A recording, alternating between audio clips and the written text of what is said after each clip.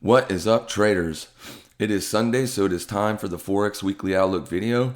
We're going to be looking at the Forex pairs for the week of January the 10th through the 15th. All right, so with all that said, let's dive in.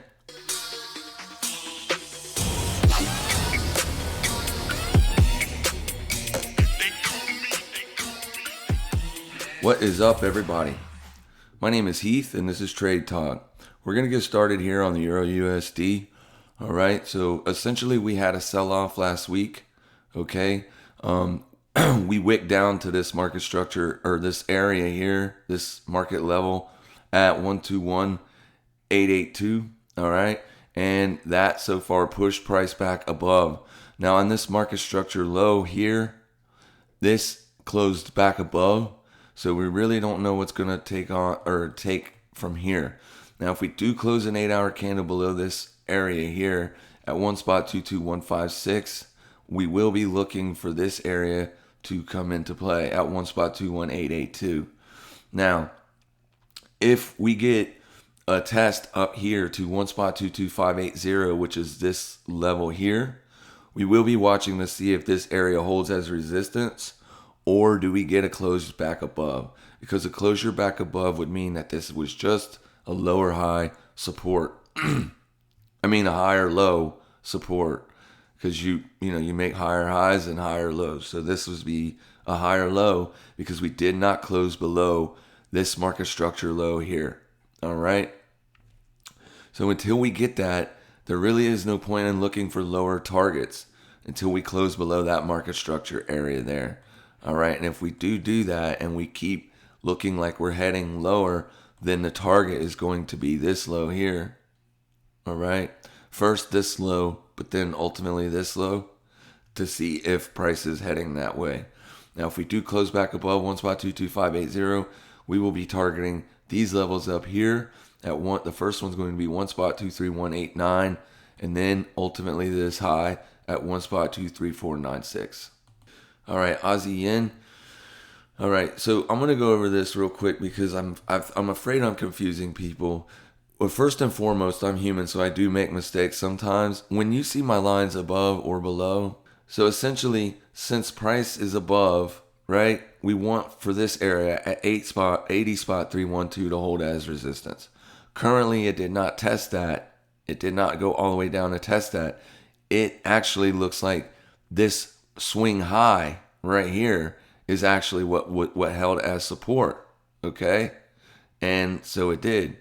Now, if we keep coming lower, I'm not really going to be looking for this to hold as support any longer. What I will be watching is for this market structure swing low to be taken out. Okay, if you get an 8-hour closure below 80.235, I will be looking for lower targets. And those lower targets are going to be all the way down here at 79.382. Like I said, if we start closing 8-hour candles below the market structure right here, this swing low at 80.235, I am going to be targeting 79.382. That will be my target. So I will look to sell any retests or any price pops as long as they're closing back below that market structure. All right. The closing below the market structure, I'm going to look to get short, targeting all the way down to 79.382. Pound dollar. So pound dollar still trading within this range right here. All right, I still have a target down here at 1.35325, and then the target to the upside would be 1.36712. Since it's trading inside of this range, it's hard to make profitable trades in this because you will get chopped up. So essentially what we will be looking for is if we get an 8-hour closure below this area, then obviously the target will be taken out. I would almost guarantee it. All right. So I'm not going to be targeting this area for a day trade unless we are failing to get above here. I cannot take a trade down here looking for this target.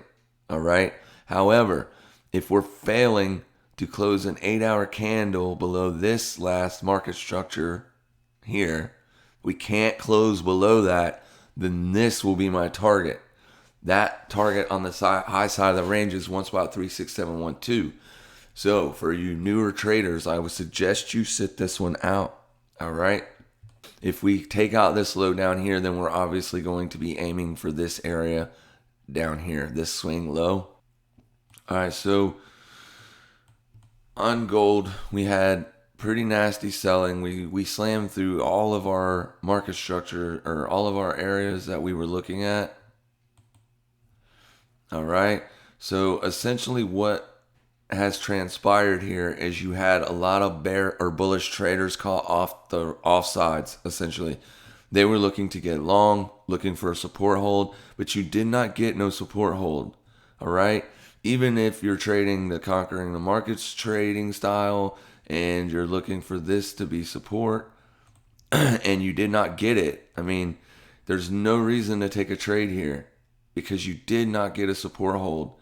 You can see that here it attempted to do a support hold, right? And you did get a closure back above. So what you would have needed to see in order to get long would be this candle's pushing up to take out the high of the previous candle. You did not get that. You got simply more bearish and you closed below. That indicates that we're heading lower. Perfect retest and then see you, all right? And then you had a retest here. So if you got long here, you got smoked again. This is why you don't trade falling knives. All right. So this range expansion happened to the downside because this was just triggering sell stops. All right.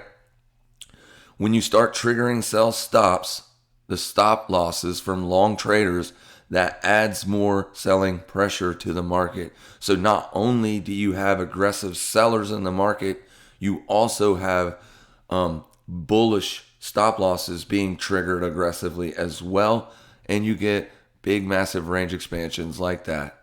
Now, I did not take the trade on gold because I had a bullish bias to it and I was waiting for it to find support, and it never did find support. All right, it essentially found support where it closed because that's where it closed. All right, but I mean, I don't see what happened here or any reason for this to have stopped there other than that area there, which is that last down bearish closing candle. So moving forward on gold, that level is at 1832.711. So going forward on gold, you do not want to see an 8-hour closure below that level. All right, if you get that, it is heading lower, and your next area to target is going to be 1786.920.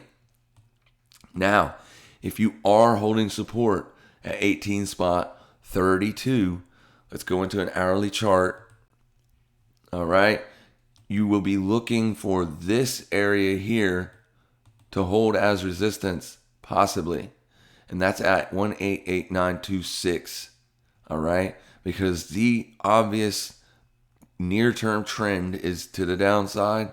I mean, gold is in an uptrend on the macro side, but for near-term price action, you have been selling off hard. Now, I would look for this to hold support because now everybody's going to be looked to selling gold because gold had such a big bearish move on Friday. Friday was NFP. I don't know if that had anything to do with it. I do know that a lot of people got stopped out, and that's what creates these big, massive ranges. So this is a pretty big, massive range. So there's going to be a lot of consolidation and fake outs going on. So if you want to look to trade this to the long side, you need to wait until you test this area again, and it needs to hold on a closing basis. All right. So going on, if you start getting a few 8-hour candles attempting to go below and not able to close below on a resumption, meaning an 8-hour candle takes out the high of a previous 8-hour candle to the bullish side, you can get long with your stop under the low, targeting this area here, and that will be 1889.269. Now, I got that level from the hourly chart because the next up closing bullish candle is all the way up here. All right, it's all the way up here, and that level is 1913.304. So moving forward, it would be best for new traders to stay away from something like this until it susses out its direction. It will give us a directional bias this week, or it will be range bound all week. One of the two. Because when you have outsized moves, sometimes you get more consolidation than anything. For instance, like on this big down move, you had a lot of consolidation before direction was ultimately decided and it was down. So you will be waiting for similar price action. You will be looking for range bound activity until a direction is ultimately found, and then you can trade in that direction. We do not want to know what that direction is currently. All right, on CAD Yen. Now, I posted on Twitter that I am looking for this target to be taken out. I took a trade on CAD Yen Friday and I got stopped out. I took it during NFP, and also there was some CAD data that came out as well that was a miss on CAD, so it would not have been bullish for the CAD.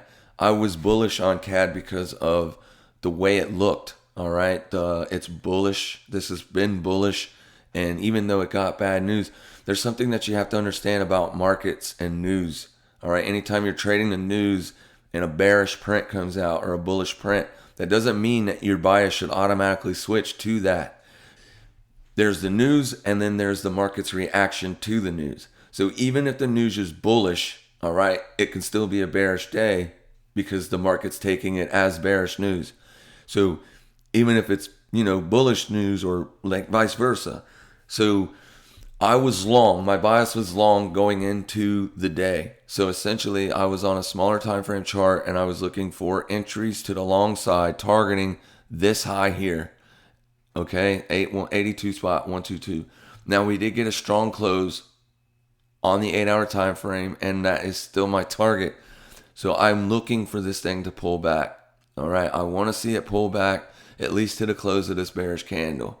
That way, if it does, and that level is 81 spot 745. All right, guys, this is a weekly chart of the USD JPY. Now, this was March. Well, first it broke out in February, but this move here was March. So this was when we had that liquidity crisis in the markets back in March when the coronavirus started happening in 2020. Essentially, I have this trend line pegged from this high here and this high here. And we were watching that when it all took place. But this thing is so choppy. But I think this can be one of the biggest trades of the year. All right. And why? Because I think if we break below parity on USD JPY, I have a measured move here. It's not an exact measured move. All right. Essentially, the way I took this measured move was about halfway to this gap. I don't know how some people take measured moves using the mouth of it or whatever. I just use around the halfway point, all right? And look at that. Look at what a move that would be. If you break down below all this stuff, you could literally trade down for a very long time. I mean, you're looking at roughly 1,800 pips, 1,700 pips. To go all the way down there. Now this line is just the measured, just the measured move area. That measured move may not even come into play. I don't know what's going to happen, but I will be watching this 100 level very close. When we start to get down there lower, also I will be looking to take short trades targeting that area.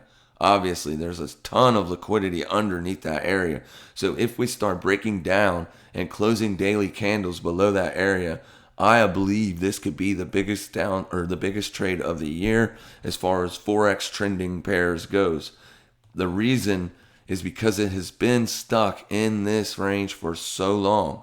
And generally speaking, when something is trading in a tightening pattern, when it breaks out, whichever way it breaks out, it tends to trend that way for quite a long time. Doesn't mean it will happen again. It's just that's the technically the rule of thumb. And I think it's this level down here more so than this level. Because, like I said, we've already broke it 3 times and showed a willingness to fall right back into place. So it looks like the market's heading lower. It looks like the market's, or USD JPY is looking for that parity level at that 100 area. And I will be looking to get short this thing targeting that area sometime in the future. Now, this isn't nothing that I'm going to be looking for this week. I just essentially wanted to put this pair on the weekly Forex Outlook, or the Forex Weekly Outlook, to show you that I believe this thing could be one of the biggest trades of the year. All right? I could be absolutely wrong, but I'm looking for that. Looking for that to break down and trade lower. Euro yen. All right. So if you've been following my weekly or my Forex Weekly Outlooks, I've been looking for Euro yen to break up out of this range. All right. It did it on a closing basis. We have retested this area.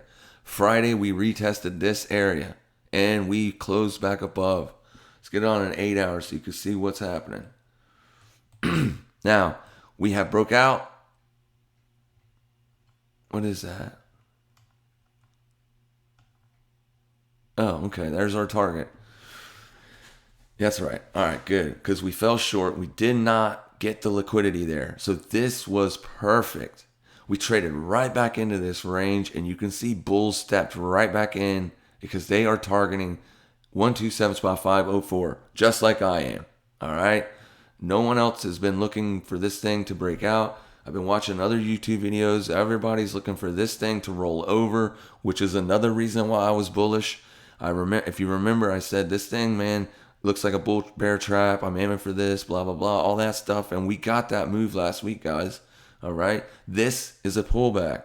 I am going to be looking for this support level to hold. Actually, I'm going to be looking for this support level to hold at 127.044. If you get an 8 hour closure below that, I will be looking for higher low support at another area. And it looks like that would be here at 126.320. That's a very far piece to look. All right, here we go. This is better right here. This level here will be my line in the sand. I know you can't see it. I know it's small. I'm just looking for the level. That level is 126.654. We can trade all the way back down to there, and I will still look to get bullish on this pair, targeting 127.504. My bullish is set in motion. I will be looking to enter this trade absolutely 100%, absolutely long this trade. When am I no longer long this trade or looking long this trade? If we close below 126.202. If we close below 126.202 on an 8 hour basis, this is a false breakout and we are heading lower. All right. But I do not see that happening. This is setting up so perfectly. I could write a book about this. This is staring me right in the face. Now, since it's obvious to me that it's heading higher, it may just go lower just to make me look like an idiot. I wouldn't doubt it a bit. But going on in the week, I am going to be looking for this level to be taken out. 127.504. S&P 500. Well, it looks like it absolutely loved the fact that we missed NFP.